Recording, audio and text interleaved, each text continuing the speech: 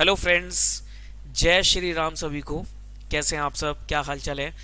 I hope so आप लोगों की तैयारी स्टार्ट कर दी होगी, आपने रिवीजन स्टार्ट कर दी होगी या नहीं भी करी होगी तो कुछ प्लानिंग कर रहे होगे इस समय कि सर किस तरीके से हमें रिवीजन प्लान करके चलना पड़ेगा। ठीक है, ये वीडियो पूरी अंत तक देखना।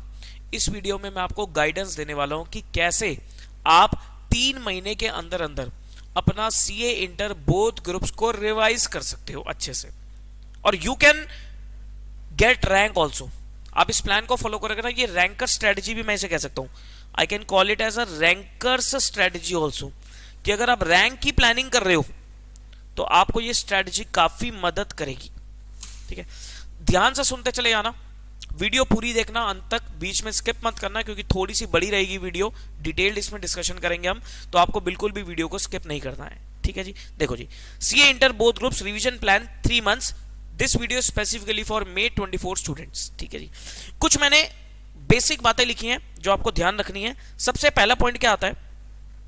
सबसे पहला आता है आपको अपना सब्जेक्ट सिलेबस वगैरह 28 फेब तक कंप्लीट करना है। बहुत सारे बच्चों का भी सिलेबस पेंडिंग होगा, क्लासेस चल रही होंगी क्योंकि अभी हम लास्ट वीक ऑफ जनवरी में खड़े हैं। ठीक है, तो अभी आपका सिलेबस क्लासेस चल रही होंगी, सिंगल ग्रुप की भी हो सकती है, बोथ की भी हो सकती है, सेकंड की भी हो सकती है, जो भी XYZ आपकी चल रही होंगी। आपको टारगेट ये लेना है कि आपको 28 फेब तक इसको निपटा देना है। अगर आप वीडियो क्लासेस देख रहे हो तो आप 28 फेब तक अपनी number of classes, time duration को बढ़ाकर अपनी क्लासेस खत्म करो। और अगर आप फेस टू फेस वगैरह या कोई लाइव क्लासेस देख रहे हो तो आप अपनी फैकल्टी से बोलो कि कैसे भी करके कुछ एक्स्ट्रा क्लासेस लगाकर 28 फेब तक हमें फ्री कर दो।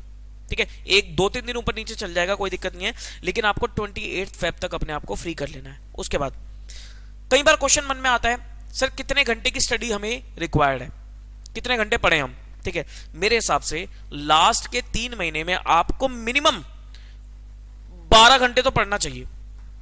एटलीस्ट 12 आवर्स की स्टडी आपको पढ़नी चाहिए। ठीक है, आप इससे ज्यादा भी कर सकते हो लेकिन मिनिमम 12 आवर्स चाहिए, तो मैं तो बोलता हूं 12 to 14 आवर्स। ठीक है, तो यहां पर इसलिए मैंने लिख दिया एटलीस्ट 12 आवर्स की आपको स्टडी चाहिए। ठीक है, सर 12 आवर्स बहुत ज्यादा है, बेटा पढ़ना पड़ेगा, इंटरमीडिएट लेवल पे हो आप। ठीक है, तो इतना पढ़ना पड़ेगा। यही अगर मैं फाउंडेशन होता मैं 8-10 घंटे बोलता, यही अगर मैं फाइनल के बच्चों को बोलूंगा तो मैं 14 to 16 आवर्स भी बोल देता हूं। ठीक है, तो इंटर लेवल पे हो, लास्ट के 3 महीने चल रहे तो 12 घंटे देने पड़ेंगे। ठीक है, एक चीज बहुत इंपॉर्टेंट, एग्जाम्स तक ये जो आपकी सोशल मीडिया एप्स है ना, जो आपका टाइम किल कर देती हैं, जो आपके टाइम को खा जाती हैं, इन एप्स को अपने फोन से डिलीट कर दो, अनइंस्टॉल कर दो। Do not disturb silent mode पे भी नहीं डालना, आपको इन्हें डिलीट मार देना है, एप्स को अनइंस्टॉल कर देना एग्जाम्स तक। एग्जाम के बाद दोबारा इंस्टॉल कर लेना, क्या फर्क पड़ रहा है? क्या क्या आती है इसमें? इसमें आपका इंस्टाग्राम आएगा, यूट्यूब आएगा, फेसबुक आएगा, स्नैपचैट आएगा, ये सब चीजें आप बिल्कुल डिलीट कर दो। अब बच्चे झगड़ेंगे मुझसे, सर यूट्यूब पे तो हम लेक्चर्स देखते हैं। ठीक है, देखो लेक्चर्स, उसके लिए अगर आपका लैपटॉप है तो लैपटॉप में देख लेना, अगर लैपटॉप नहीं है तो अपने पेरेंट्स के फोन में देख लेना। ये सब बहानेबाजी है। ठीक है, आपको खुद को अपने मन से पता होना चाहिए कि मैं कितना time in social media apps पे खराब करता हूं, तो आपको ये एप्स बिल्कुल डिलीट करनी है। देखो लास्ट के जो 3 महीने अगर आपको पास होना है ना, तो पास होने का, क्लियर करने का, रैंक लाने का रामबाण इलाज यही है कि 3 महीने आपको बिल्कुल आइसोलेट होना पड़ेगा। 3 महीने बिल्कुल आपको एकांत में जाना पड़ेगा। सर एकांत में कहां जाऊं? कहीं मत जाओ, अपने घर में ही, या तो आपके पास अगर कोई सेपरेट रूम है तो वो रूम चूज कर लो, वो रूम चूज कर लो आप कि उस रूम में मैं लास्ट के 3 महीने सिर्फ उसी रूम में पढ़ने वाला हूं विदाउट एनी डिस्ट्रैक्शंस। ध्यान रहे वो रूम जो होना चाहिए ना आपका, वो बिल्कुल एकांत होना चाहिए, बिल्कुल आइसोलेटेड होना चाहिए, वहां पर कोई भी डिस्टर्बेंस ना हो। अगर आपके पास ऐसा कोई रूम नहीं है तो you can join some library also, आप कोई लाइब्रेरी ज्वाइन कर लो, या आप जहां पर कोचिंग पढ़ने जाते हो वहां पर आप एक जगह ले लो। मतलब कहीं ना कहीं आपको 3 महीने के लिए अकेले रहकर पढ़ना पड़ेगा जहां पर डिस्ट्रैक्शंस ना हो। अब वो अकेला क्या होता है? बिल्कुल डिस्ट्रैक्शन फ्री माहौल होना चाहिए। ठीक है, आज के टाइम में बहुत डिस्ट्रैक्शंस है। लास्ट के 3 महीने में कोई भी फंक्शन हो, कोई भी गेट टुगेदर हो एग्जाम्स तक, आपको उसे अवॉइड करना है। सर मेरे सगे रिश्तेदार की शादी है, मेरी सिस्टर की, ब्रदर की शादी है, उसे अवॉइड कर सकता हूं? ऑब्वियसली नॉट, उसे तो अवॉइड करोगे नहीं। लेकिन हाँ, आपके चाचा के लड़के की शादी है, आपकी बुआ की बेटी की शादी है, आपके मामा के लड़के की शादी है, that you can avoid, that you can avoid जितना पॉसिबल हो सके। ठीक है, सर जाना पड़ेगा, चाचा की लड़के की है, बुआ के लड़के की है, मामा की बेटी की है, जाना तो पड़ेगा। ठीक है, क्या करूं? शादी वाले दिन चले जाओ ना, कौन कह रहा है आपको सारे फंक्शन में आओ? कोई नहीं, कोई कदर नहीं है भाई। हार्ड रियलिटी है, जब तक नाम के आगे कुछ लग नहीं जाता ना, कोई कदर नहीं है। वहां जाके और परेशानी होगी, क्योंकि कौन क्या करेगा वहां पर, रिश्तेदार सिर्फ यही पूछेंगे बेटा क्या कर रहे है, क्या बोलोगे सीए कर रहा हूं। अच्छा अभी तो रिजल्ट आया था, क्या रहा जी, नहीं निकला। अरे यार मुश्किल है, मुश्किल है, कुछ और ट्राई कर ले, कुछ और ट्राई कर ले। ये जब हार्श कड़वी बातें सुनने को मिलती है ना, यहां लगती है, यहां लगती है। आपके भी यहां लगेंगे, आपके आपसे ज्यादा आपके पेरेंट्स को लगेंगी। फिर क्या ही उस फंक्शन में एंजॉय करोगे आप। ठीक है, तो जरूरी है तो सिर्फ फंक्शन फंक्शन वाले दिन जाओ, वो भी लिमिटेड टाइम के लिए। अपना जाओ, खाओ पियो, एंजॉय करो, आ जाओ वापसी। किसी से कोई मतलब नहीं रखने का। जब आप क्वालिफाई कर जाओगे ना, तो वही रिश्तेदारों के सबसे पहले आपको फोन आएंगे कि क्या रहा, फिर खुशी खुशी चिल्ला चिल्ला के बताना I am a qualified chartered accountant now. फिर जितनी मर्जी पार्टी करो, फिर आप खुद अपनी पार्टी में उन लोगों को इनवाइट करने वाले हो। बात समझ में आ रही है मेरी? ध्यान से सुनना।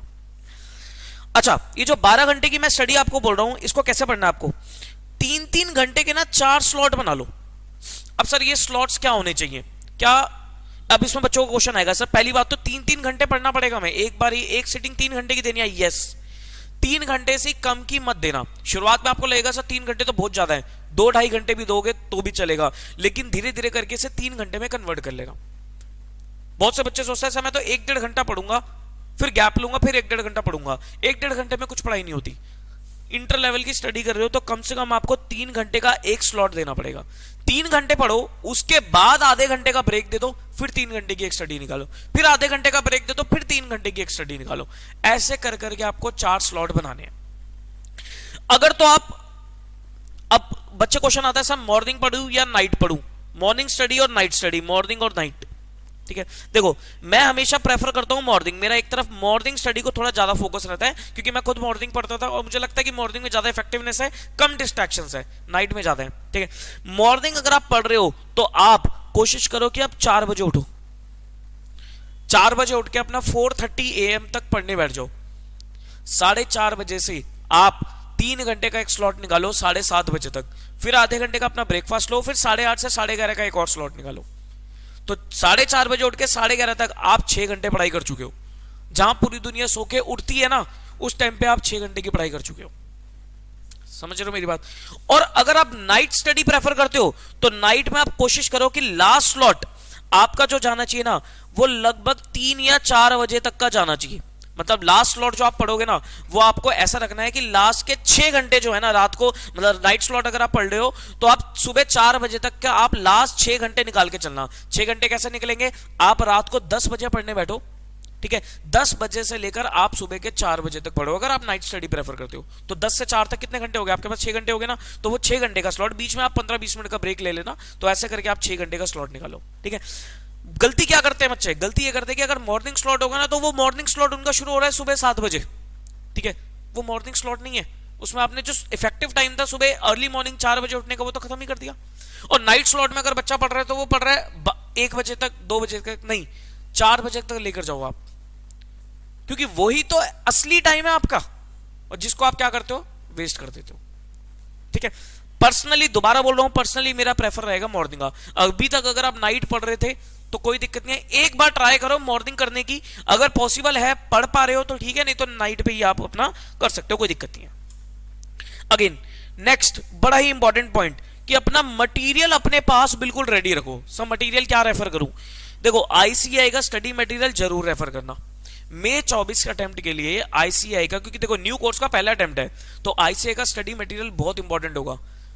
मैंने आज ही बच्चों को एक कमिटमेंट करी ऑडिट की क्लास में कि आप कल एक स्टैम्प पेपर लेके आना, और मैक्सिमम पेपर 100% तो नहीं कहूंगा, लेकिन 90% पेपर आपको आईसीआई के स्टडी मैट से ही मिलेगा। कभी कभार तो 100% भी होता है। हाँ, ये नहीं होगा कि आपको फिगर टू फिगर मैच करेगा, कुछ क्वेश्चन तो फिगर टू फिगर भी मैच कर जाएंगे, लेकिन पैटर्न इंस्टीट्यूट वही रखने वाला है। तो आईसीआई का कंटेंट इग्नोर मत करना, आईसीआई का स्टडी मैट अच्छे से करके चलो। ठीक है, आईसीआई का स्टडी मैट देख लो, उसी के अंदर ही एमसीक्यूज है, प्लस आईसीआई ने एमसीक्यूज अलग से भी रिलीज कर रखा है। जो पोर्टल आएगा ना आपका, स्टूडेंट लॉगिन का पोर्टल है, उस पर आज हमने एमसीक्यूज की प्रैक्टिस करी थी, तो वो देखे थे, बहुत अच्छे लेवल के एमसीक्यूज हैं, तो उन एमसीक्यूज को देखो आप। ठीक है, अगर आप एक्स्ट्रा चीजें करना चाहते हो तो ओल्ड कोर्स के आरटीपी पीवाईक्यू भी देख सकते हो, लेकिन वहां पर थोड़ा सा आपको ये रहेगा कि कौन सा पोर्शन डिलीट हो गया, कौन सा आ गया नहीं है। अगर वो नहीं भी कर सकते तो आईसीआई स्टडी मैट को भी कर लो, काम बन जाएगा आपका। प्लस जिस टीचर से आप क्लास ले रहे हो उन टीचर की नई वाली बुक आपके पास होनी चाहिए, ठीक है। और अगर टीचर से कोई क्लास वगैरह नहीं ले रहे, सेल्फ कर रहे हो या टीचर ने बुक नहीं दी है, स्टडी मैट से ही करा रहा है, तो स्टडी मैट ही इनफ है, टीचर को सोच समझ के ही करा रहा होगा, ठीक है। प्लस नोट्स बहुत इंपॉर्टेंट है, जहां पर आप कॉन्सेप्ट्स लिखते हो, जहां पर आप कॉन्सेप्ट्स लिखते हो तो ये नोट्स आपके बहुत इंपॉर्टेंट है, ये आपके प्रॉपर तैयार होनी चाहिए। नहीं तो एंड में आते आते क्या होगा कि आपके पास नोट्स अवेलेबल नहीं होंगे, फिर कहीं से ये डाउनलोड किया, कहीं से वो डाउनलोड किया, वो गलत हो जाएगा। एक मैं चीज बोलता हूं, बिलीव इन योर फैकल्टी। जिस भी फैकल्टी से आप पढ़ रहे हो ना, उस पर बिलीव करो, उस पर ट्रस्ट करो। वो ऐसे ही आपको नहीं पढ़ा रहा होगा, उस पर ट्रस्ट करो। वो कोई भी चीज दे रहा होगा तो वो उस पर विश्वास करो। अब बच्चे क्या करते हैं, पढ़ रहे होते हैं किसी फैकल्टी से, दूसरी फैकल्टी की भी बुक ले लेंगे, किसी और टीचर की भी क्लासेस देखने लग जाएंगे। ये आप अपने साथ ही ब्लंडर कर रहे हो, क्योंकि आप अपने आप को कंफ्यूज कर रहे हो बहुत ज्यादा। हर टीचर का पढ़ाने का तरीका डिफरेंट होता है। आप अगर एक टीचर से पढ़ते आ रहे हो, पूरा कोर्स आपने उस टीचर से पढ़ लिया, फॉर एग्जांपल अकाउंट्स की बात करूं कि एडवांस अकाउंट्स जो है वो आपने मुझसे पढ़ लिया, ठीक है, तो आप मेरे तरीके से फेमिलियर हो गए, मेरी चीजों के हिसाब से आप फेमिलियर हो गए। लेकिन बाद में क्या होता है, रिवीजन के टाइम पे आप कोई और वीडियोस देख रहे हो, कोई और रिवीजन लेक्चर्स देख रहे हो, कोई और मैराथन अटेंड कर रहे हो, वो गलत कर लोगे, क्योंकि कॉन्सेप्ट्स आपके क्या हो जाएंगे, फिर आप खुद ही अपने आप में कॉन्सेप्ट में कंफ्यूज हो जाओगे और फिर फैकल्टी से बोलोगे सर यहां दिक्कत है, वहां दिक्कत है। ब्लेम किस पे डालने लग जाओगे, फैकल्टी पे डालने लग जाओगे, और गलती खुद करते हो, ब्लेम डालते हो फैकल्टी पे। तो ये मत करना बिल्कुल भी। ये मैं हर स्टूडेंट को बोलूंगा, जिस भी टीचर से पढ़े हो बेटा उस टीचर पे बिलीव कर लो, ट्रस्ट कर लो।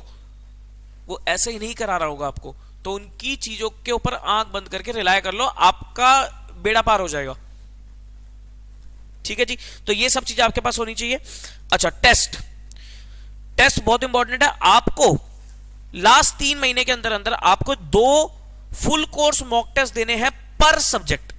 हर सब्जेक्ट के आपको कम से कम 2 फुल कोर्स मॉक टेस्ट जरूर लिखने हैं, चाहे थ्योरी हो चाहे प्रैक्टिकल हो। 2 फुल कोर्स मॉक टेस्ट दोगे एंड एक चैप्टर वाइज टेस्ट भी आप देते रहोगे, वो सेल्फ असेस करते रहो। अगर कोई टीचर आपको चैप्टर वाइज टेस्ट दे रहा है तो बढ़िया है, अगर नहीं भी दे रहा है तो कोई दिक्कत नहीं है। आप खुद अपना चैप्टर वाइज टेस्ट बना लो और टेस्ट को सॉल्व करो, खुद ही उसको वेरीफाई कर लो कि भाई मैं जो कर रहा हूं वो ठीक जा रहा है नहीं जा रहा। आईसीआई की बुक से बना लो, आईसीआई की बुक से चेक कर लो, आपका काम हो जाएगा। तो चैप्टर वाइज भी टेस्ट आपको देना है, सेल्फ असेस करना है आपको, ठीक है। और फुल कोर्स मॉक टेस्ट वो तो आपको अपने जहां से भी आपने पढ़ा है, वो कोई ना हर कोई टीचर मॉक टेस्ट तो देता ही देता है, ठीक है। तो वो मॉक टेस्ट 2 एटलीस्ट पर सब्जेक्ट आपको देने ही देना है, इससे ज्यादा दे सकते हो तो आपकी मर्जी है। एक आपके पास मेंटोर होना बहुत जरूरी है। You should have a good mentor. Sir mentor कौन होता है? मेंटोर वो होता है जो हर डिफिकल्ट सिचुएशन में आपको मोटिवेट करे, आपको गाइड करे विदाउट एनी सेल्फ इंटरेस्ट, कि उसका खुद का कोई इंटरेस्ट उसके अंदर छुपा ना हो। क्योंकि अगर खुद का कोई वो बेनिफिट निकाल रहा है या खुद का उसका कोई सेल्फ इंटरेस्ट छुपा हुआ है तो वो मेंटोर नहीं है, वो मेंटोर नहीं है, वो आपको यूज कर रहा है, ठीक है। तो अनबायस्ड होके कोई अगर आपको गाइडेंस दे रहा है तो वो आपका मेंटोर होना चाहिए। सर मेंटोर कहां से ढूंढूं? ठीक है, मेंटोर कोई भी हो सकता है। Mentor could be your teacher, जिससे आपने क्लास लिया वो टीचर हो सकता है। मेंटोर कोई ऐसा पर्सन भी हो सकता है जिससे आपने क्लास नहीं ली हो लेकिन वो आपको गाइडेंस देता हो, तो वो भी मेंटोर हो सकता है। मेंटोर आपके पेरेंट्स हो सकते हैं, मम्मी पापा, ठीक है। आपके भाई बहन मेंटोर हो सकते हैं। आपका कोई ऐसा दोस्त मेंटर हो सकता है, दोस्त में थोड़ा ध्यान रखना, ऐसा दोस्त मेंटर हो सकता है जो आपको हमेशा ऊपर बढ़ने की सलाह देता हो, कभी भी आपको डीमोटिवेट ना करे, ठीक है। अगर आप किसी रिलेशनशिप में हो, अगर आपका कोई गर्लफ्रेंड या बॉयफ्रेंड है तो वो भी आपका मेंटर हो सकता है, ठीक है, प्रोवाइडेड कि वो आपको डिस्ट्रैक्ट ना करे, वो आपका टाइम वेस्ट ना करे, वो हमेशा आपको मोटिवेट करे कि पढ़ लो, तो वो भी आपका मेंटर हो सकता है। तो मेंटर की कोई कहीं डेफिनेशन नहीं है, मेंटर आपको खुद चूज करना पड़ेगा। You are smart enough to choose your mentor now, ठीक है। अगला पॉइंट मोस्ट इंपॉर्टेंट, कि आपको ये जो प्लान बना रहे हो, अच्छा देखो प्लानिंग क्या है? देखो प्लानिंग कभी भी परफेक्ट तो होती नहीं है, कोई भी परफेक्ट प्लान कुछ नहीं होता।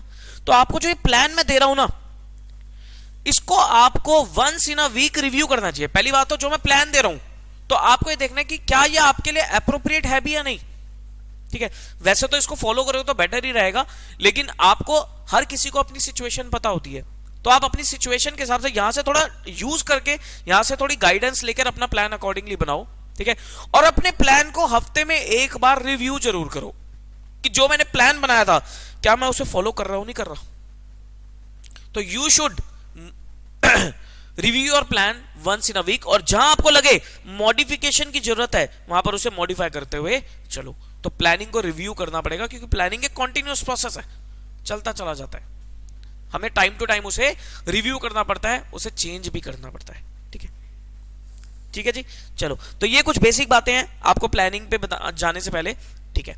अब आते हैं हम अपने मेन मुद्दे पे कि हमारा रिवीजन प्लान क्या रहने वाला है। देखो, जैसे कि मैंने आपको बताया कि भाई अभी तो जनवरी, लास्ट फेज ऑफ जनवरी चल रहा है, तो यहां तो आप जैसे तैसे करके अपनी क्लासेस करते चले जाओ, जो भी आप कर रहे हो करते चले जाओ।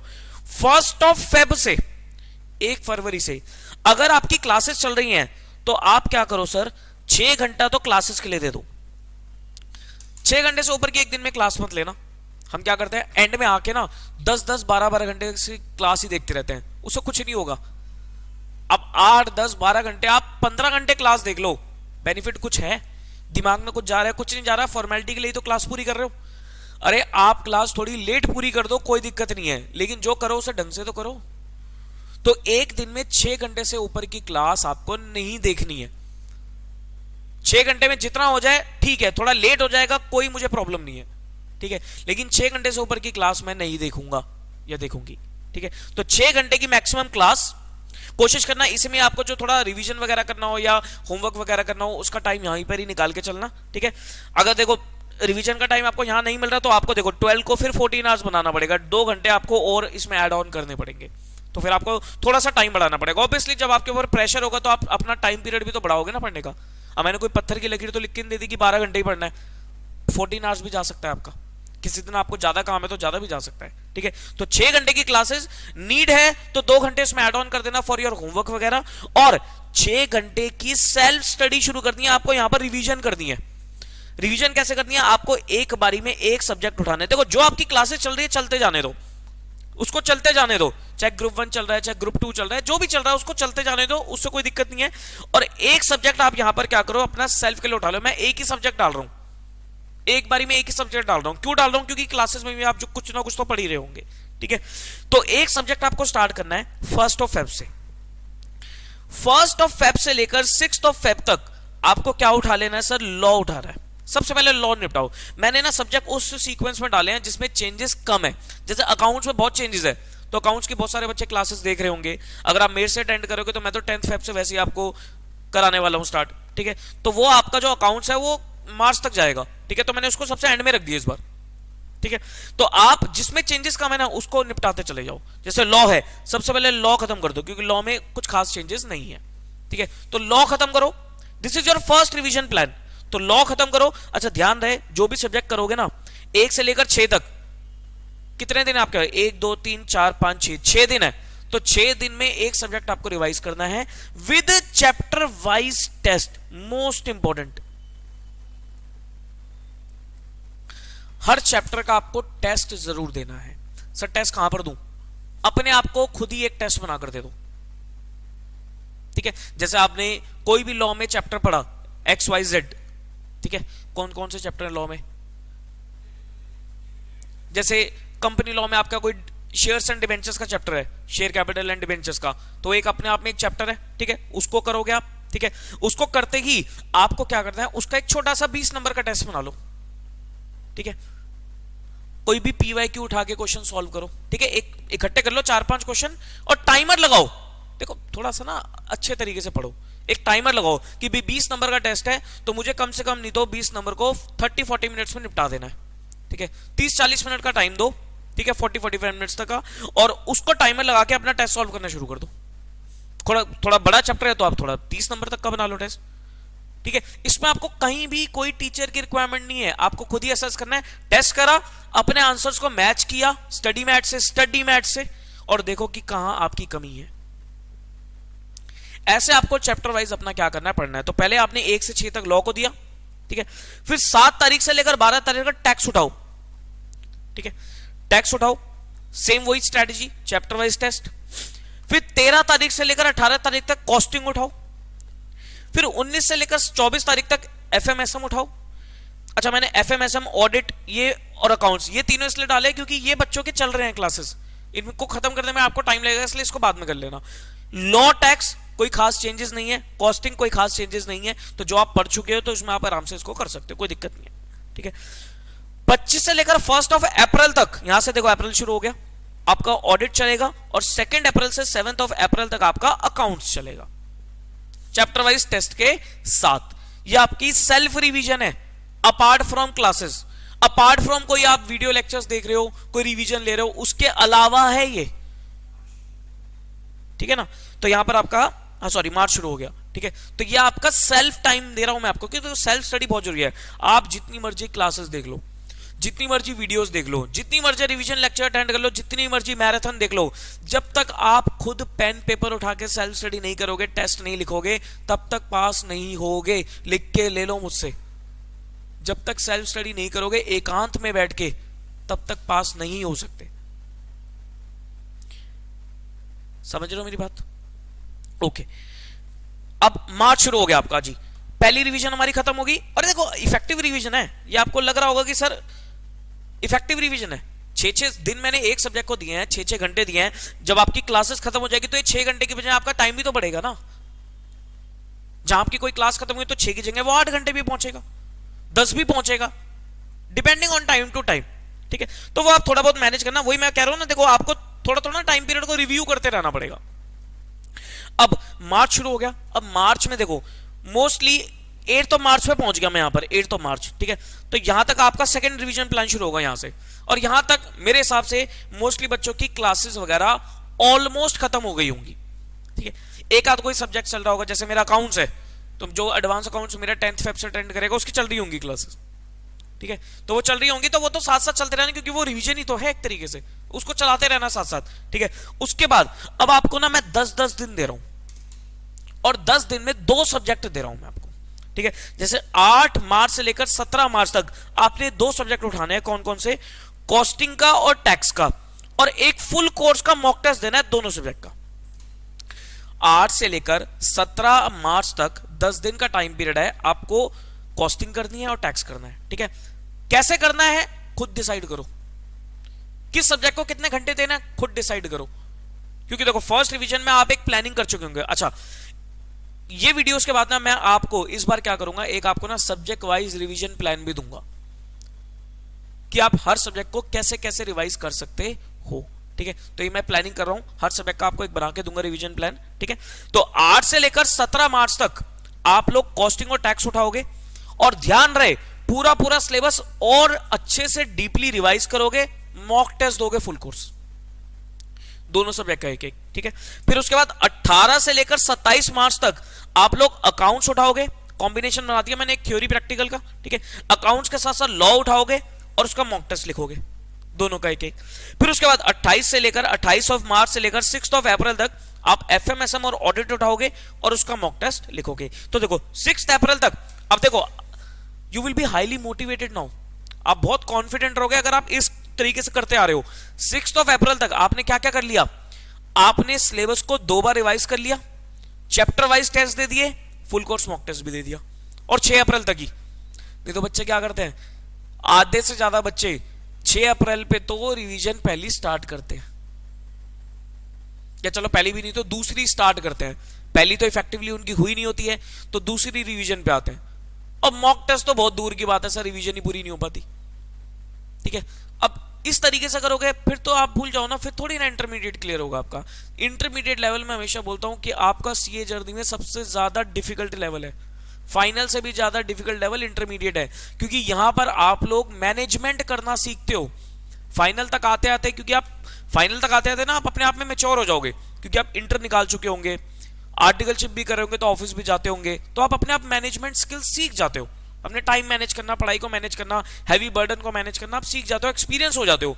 लेकिन इंटरमीडिएट लेवल में आप बच्चे हो, अभी आप बच्चे हो, तो आपको मैनेजमेंट नहीं आती है, तो इस वजह से इंटरमीडिएट में बार बार बच्चा क्या होता है, गिरता रहता है। लेकिन गिर गए तो बॉल की तरह आपको बाउंस बैक भी करना है, ऐसे नहीं कि गिर गए तो गिर के भी बैठ गए, खुश हो गए, नहीं, गिर गए तो आपको बाउंस बैक भी करना है ना भाई, उठना भी। गिरना तो कोई बात नहीं, गिरोगे तो गिरोगी, कोई दिक्कत नहीं है, कमी होगी तभी तो गिरे हो ना, बाउंस बैक करना है, उठना है दोबारा। ठीक है, स्माइलिंग फेस के साथ पढ़ते रहो, टेंशन नहीं लेनी बिल्कुल भी। ठीक है, अब देखो अप्रैल में आ गया मैं, नाउ अप्रैल में 7 अप्रैल पे खड़ा हूं मैं। अब मेरा चल रहा है क्या, फाइनल रिवीजन प्लान। ठीक है, 7, 8, 9, अब एक एक सब्जेक्ट उठाएंगे अब फाइनल रिवीजन के लिए, और उसी सीक्वेंस में उठाएंगे जिस सीक्वेंस में हमारे पेपर है। ठीक है, तो 7, 8, 9 अप्रैल अकाउंट्स पढ़ूंगा 3 दिन लगातार, नॉन स्टॉप अकाउंट्स पढ़ूंगा और एक मॉक टेस्ट लिखूंगा। एमटीबी नंबर 2 है ये आपका। 10, 11, 12 लॉ पढ़ूंगा, एमटीबी नंबर 2 लिखूंगा। 13, 14, 15 टैक्स पढ़ूंगा, एमटीबी 2 लिखूंगा। 16, 17, 18 कॉस्टिंग, एमटीबी 2। 19, 20, 21 ऑडिट पढ़ूंगा, एमटीबी 2। और 22, 23, 24 एफएमएसएम पढ़ूंगा, एमटीबी 2 लिखूंगा। देखो 24 अप्रैल तक आप लोग की क्या होगी, 3 रिवीजन होगी विद चैप्टर वाइज टेस्ट और विद 2 मॉक टेस्ट।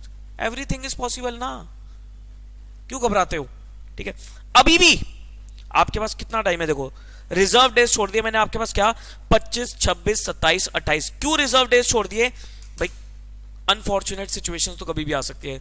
मान लो एक आध दिन आपकी तबीयत ठीक नहीं है, नहीं पढ़ पा रहे, या आपको कहीं जैसे मैंने बताया था कोई फंक्शन आ गया, जाना पड़ गया।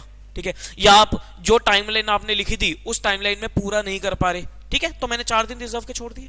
ठीक है, 25, 26, 27, 28 ये 4 दिन आपके क्या है, रिजर्व डेज हैं, कि ऊपर अगर कुछ कमी रह जाती है तो इस 4 दिन में उसको एडजस्ट कर लेना। और आपका अकाउंट्स का पेपर जो है 2 मई को आपका पेपर है। ठीक है, तो लास्ट के 3 दिन 29, 30 और 1 ये आप अपने एडवांस अकाउंट्स के पहले पेपर को रिवाइज करने के लिए छोड़ देना। ठीक है, अब बहुत सारे बच्चों को क्वेश्चन आएगा, सर क्या पेपर भी डिले होंगे क्या। देखो मेरे हाथ में नहीं है इलेक्शन। ठीक है, हाईली चांस है पेपर डिले होंगे। ठीक है, कितने दिन के लिए डिले होंगे, 20-25 दिन के लिए डिले होंगे। ठीक है, लेकिन वो जो भी 20-25 दिन मिलेंगे ना आपको, वो बोनस टाइम है, उसमें एक रिवीजन और प्लान करना, अच्छी इन डेप्थ रिवीजन और प्लान करना। ठीक है, तो ये जो बोनस डेज आपको मिलेंगे ना, इसमें आप एक एक रिवीजन और प्लान कर लेना, आप अकॉर्डिंगली अपना टाइम मैनेज करके चलना, हो जाएगा, कोई दिक्कत नहीं है। ठीक है, लेकिन वो जो आपको बोनस टाइम मिलेगा ना, उसको मैं यहां पर एडजस्ट करूंगा ही नहीं, वो बोनस टाइम है आपका। ठीक है, तो I think this should be your 3 month study plan. और आप खुद देखो ना, क्या आप इससे रैंक नहीं ला सकते क्या, ये रैंकर स्ट्रेटजी ही है, आप इससे रैंक भी लेकर आ सकते हो। समझ रहे हो मेरी बात। ठीक है, तो ये राइट टाइम है ये वीडियो देने का।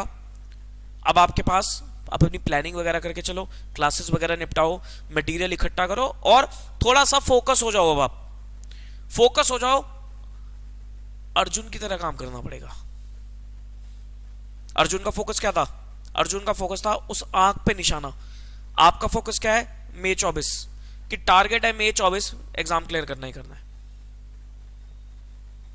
ठीक है, और सब होगा, भगवान पे भरोसा रखो, स्माइलिंग फेस के साथ अपनी पढ़ाई करो, अपने माता पिता के साथ रिलेशंस अच्छे बनाकर रखो, अपने माता पिता भाई बहन के साथ रिलेशंस अच्छे बनाकर रखो, बहुत जिंदगी में काम आएंगे। नहीं तो क्या होता है, आप अपनी पढ़ाई के चक्कर में ना इतने फ्रस्ट्रेट हो जाते हो, इतने सेल्फिश हो जाते हो कि आपको और कोई तो मिलता नहीं है, तो आप सारा गुस्सा, सारी फ्रस्ट्रेशन किस पे निकालते हो, अपने माता पिता पे, भाई बहन पे। और वो बेचारे कुछ कहेंगे भी नहीं आपको, क्योंकि उनको पता है कि आप कोर्स ऐसा कर रहे हो, लेकिन कमी आपकी है, गलती आपकी है। आप होते कौन हो, अपनी फ्रस्ट्रेशन, अपनी कमियों की फ्रस्ट्रेशन उन पे निकालने वाले, आपको कोई हक नहीं है। एक तो वो आपके ऊपर टाइम लगा रहे, पैसा लगा रहे, और आप अपनी फ्रस्ट्रेशन उस पर निकाल रहे हो, दैट इज टोटली रॉन्ग। समझ रहे हो मेरी बात। ठीक है, तो आपको क्या करना पड़ेगा, थोड़ा सा फोकस हो और प्यार से पढ़ाई करो यार, खुशी खुशी पढ़ाई करो, चेहरे पे स्माइल रख के पढ़ाई करो, माता पिता के आशीर्वाद लेकर पढ़ाई करो, जरूर निकलेगा यार। माँ बाप का आशीर्वाद तो इंसान को कहां से कहां पहुंचा देता है। आपको इंटरमीडिएट ही तो क्लियर करना है, छोटी सी चीज है ये तो जिंदगी में, आगे तो जिंदगी में पता नहीं किस किस सिचुएशन से गुजरना पड़ेगा आपको। ठीक है, चलो ऑल द वेरी बेस्ट, सब अच्छा होगा। इस प्लानिंग को फॉलो करो, थोड़ा अपने शेड्यूल को देखो और इस प्लानिंग को उसमें एडजस्ट करो, एंड इस प्लानिंग के साथ you can get rank also. ठीक है, वीडियो को पॉज करके इसको लिख लेना, अगर आपको लिखना हो इसको लिख भी लेना, और कोई भी दिक्कत आती है तो एक नीचे नंबर फ्लैश हो रहा है, नहीं तो मैं यहां पर नंबर लिख देता हूं, ये मेरा एक नंबर है, पर्सनल नंबर 9717175748। आई होप सब मेरे को जानते ही होंगे, सीए वरुण जैन मेरा नाम है, और मैं आप लोगों को सीए इंटरमीडिएट लेवल पे 2 सब्जेक्ट्स पढ़ाता हूं, आपके अकाउंट्स और ऑडिट का। ठीक है, तो जल्दी मैं अकाउंट्स और ऑडिट के लिए कुछ ना कुछ रिवीजन वीडियोस का भी प्लान करने वाला हूं अपकमिंग डेज में। तो आपको कोई भी दिक्कत आती है आप इस नंबर पे मुझे कांटेक्ट कीजिए, कॉल मत करना, क्योंकि देखो कॉल में दिक्कत क्या है कि अननोन नंबर होते हैं ना, मैं नहीं उठा पाऊंगा, बहुत सारे अननोन कॉल आते रहते हैं, इसमें नहीं उठा पाऊंगा कॉल। आप व्हाट्सएप करके छोड़ दो अपनी जो भी डाउट आता है, क्वेरी आती है, आई विल डेफिनेटली रिप्लाई, इसकी गारंटी आपको है, आपको रिप्लाई मिल जाएगा, थोड़ा कई बार लेट हो सकता है लेकिन रिप्लाई मिलेगा, ठीक है, लेकिन व्हाट्सएप कर देना, ठीक है। चलिए फिर, all the very best, take care of yourself, bye bye.